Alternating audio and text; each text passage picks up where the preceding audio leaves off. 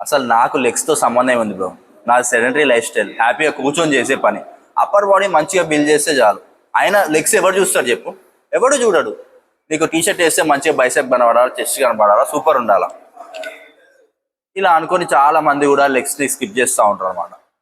First thing, నీ body muscle Maslow 60-70% cover చేసేది లెగ్సే. Upper 30-40%. ఓకేనా? నీ లెగ్స్ కనుక పర్ఫెక్ట్గా లేవు అనుకోండి, నువ్వు మిగతాదంతా ఎంత చేసినా సరే వేస్టే. ఎందుకు అంటే నువ్వు అప్పర్ బాడీ ఎంత మ్యాసివ్గా బిల్డ్ చేసినా సరే దాన్ని మోసే లెగ్స్ పర్ఫెక్ట్గా, బేస్మెంట్ పర్ఫెక్ట్గా లేదు అనుకోండి, నువ్వు పైన అప్పర్ బాడీ ఎంత మెయింటైన్ చేసినా వేస్టే కదా. ఓకే, నువ్వు షో ఆఫ్ కోసం చేస్తానో ఇది ఓకే, నాకు చూస్తే చాలు అనుకోవచ్చు, అది వేస్ట్ కదా. కింద లోవర్ బేస్మెంట్ పర్ఫెక్ట్గా లేదు అనుకోండి, మీరు పోను మీరు అప్పర్ బాడీ మంచిగా బిల్డ్ చేసినా సరే అది మొయ్యలేక కింద పడే ఛాన్స్ ఉంటుంది, ఫ్రాక్చర్స్ అయ్యే ఛాన్స్ ఉంటుంది. ఇంకోటి, నీకు కార్డియోవాస్కులర్కి కావాల్సింది లెగ్సే కదా. లెగ్స్ మజిల్స్ మంచి పర్ఫెక్ట్ ఉంటేనే.